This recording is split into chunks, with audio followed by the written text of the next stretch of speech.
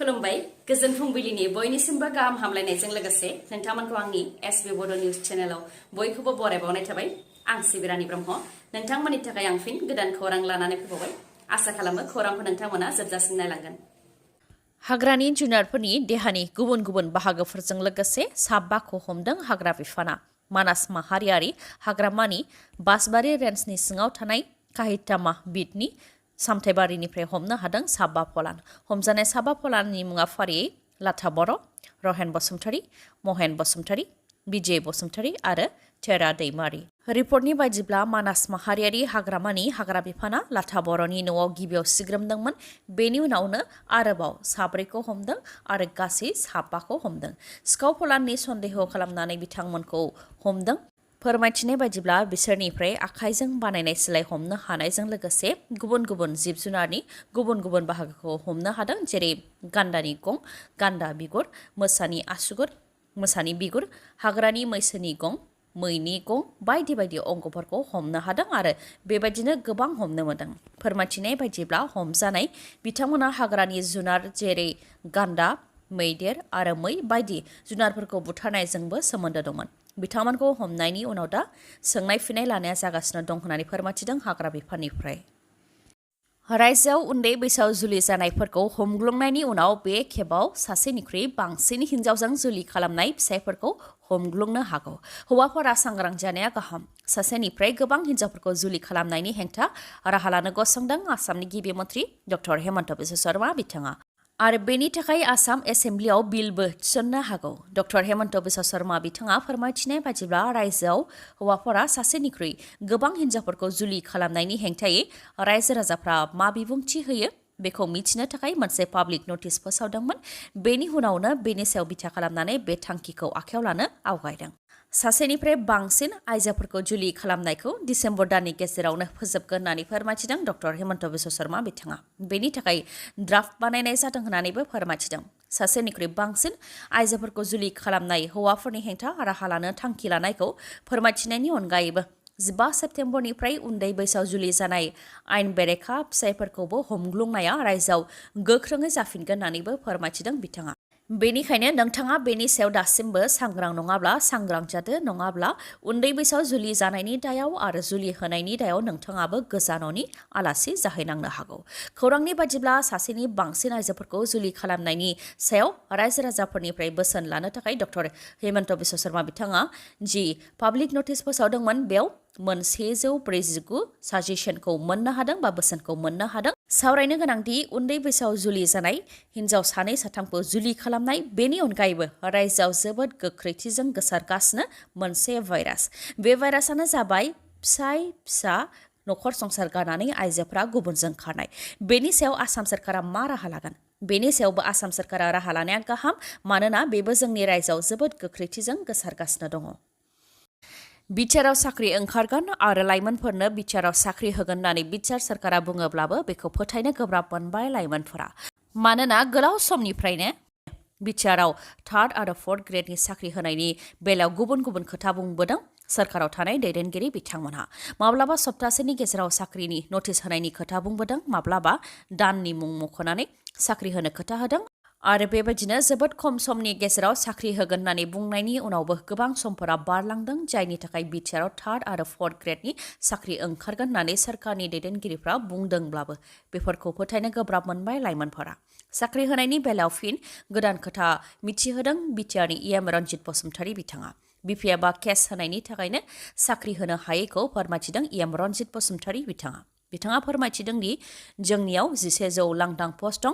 जाहाथे बेफोर पस्टनि थाखाय सेंसन खालामनानै मानसिफोरनो साख्रि होनो हाया, बेनि थाखाय बिपिएफ दोलोआ सोलो बाहायनानै सिएसबिनि हेंथायै गोजौ बिजिरसालियाव केस होदों होननानै फोरमायथिदों बिआर फेरेंगा बिथाङा। बे केसखौ नाङै दा थांनाय खेबाव देरहासारनो हाबाय। दा बिटिआरनि 1100 पस्टनि थाखाय नटिफिकेसन फोसावनानै साख्रि होनो हानाय थासारि फैबाय होननानै फोरमायथिदों इएम रन्जित बसुमतारी बिथाङा।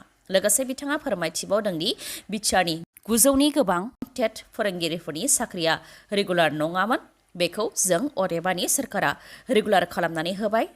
बेनि अनगायैबो 1999 मायथाइनि अपारेशन ब्लेकबर्डनि गेजेरजों जायफोर साख्रि मोनदोंमोन बिथांमोननि जेंनाखौबो फोजोबनानै होबाय आरो जायफोरनिया आद्रा जादों बिथांमोननि खामानिखौबो थाबैनो फोजोबनानै होगोन होननानै खोथा होदों एम रन्जित बसुमतारी बिथाङा अदेबानि फेरेंगा बिथाङा। गोजोन्थों खौरां, जोंनि बर'फोराबो गेलेनायनि बिथिङाव गोबां गोजौ फारसे आवगायलांगासिनो दङ। नेपालनि काठमान्डुआव जानो गोनां south Asian football federation SAFF Under-19 championship 2023 नि थाखाय भारतनि फुटबल हानजानि फारिलाइयाव सानै बर' फुटबल गेलेगिरिफ्राबो सायख'जादों। SAFF Under-19 चेम्पियनशिप 2023 नि थाखाय 23 फुटबल गेलेगिरिफोरखौ सायख'नाय जादों। बेनिनो 23 गेलेगिरिफोरनि मादाव 2 बर' गेलेगिरिफ्रा सायख'जानो हादों।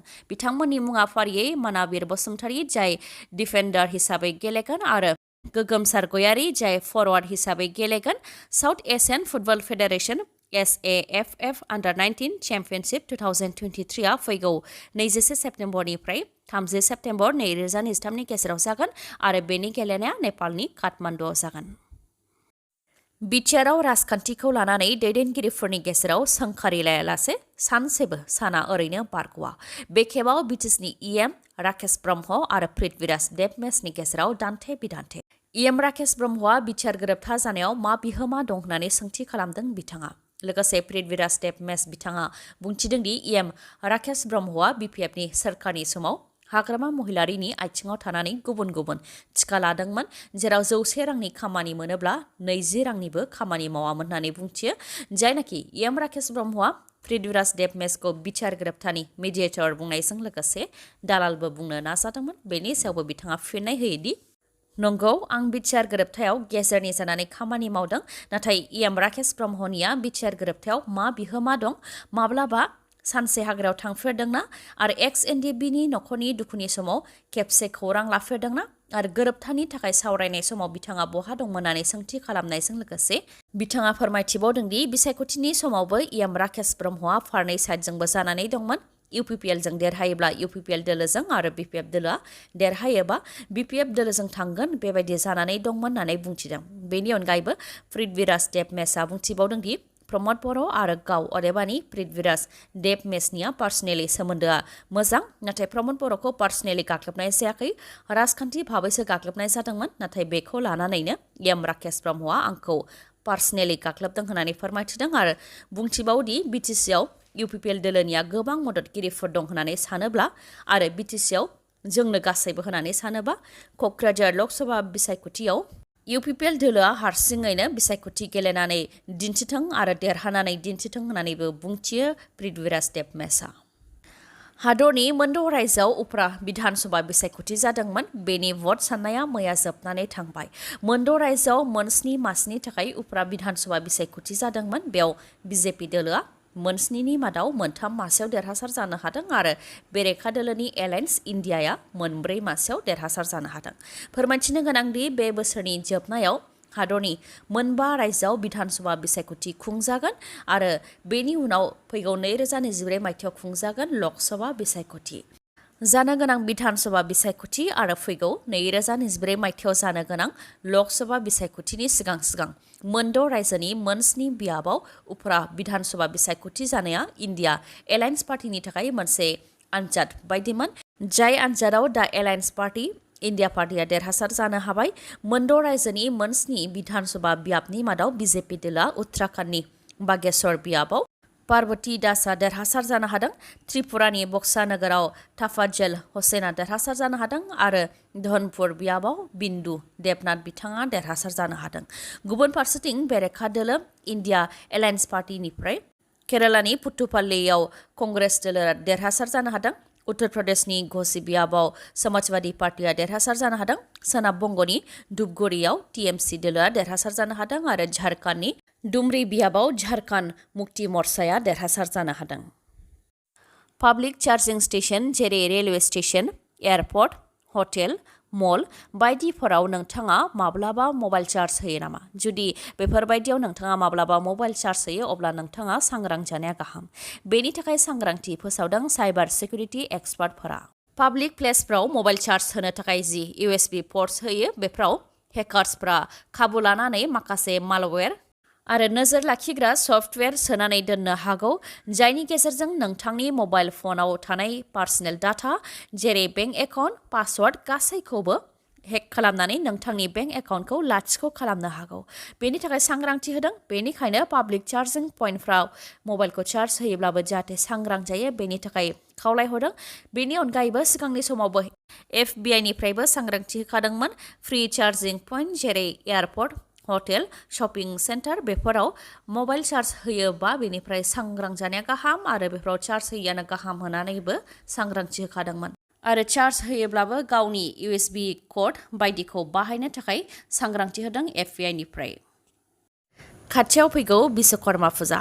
बिश्वकर्मानि सिगां सिगां नोंथाङा गोदान मटर साइकेल बा स्कुटि बायनायनि थांखि दंब्ला नोंथांनि थाखाय जोबोद गोजोनथाव खौरां। काजलगावआव थानाय MMH अट' हन्डा श'रुमा नोंथांनि थाखाय बाम्पार अफार लानानै फैदों।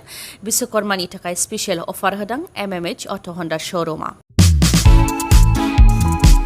अफारफोरा जाहैबाय बेसेन नाङालासे गंनै हेलमेट मोननो हानायजों लोगोसे स्क्रेच प्राइसबो दङ।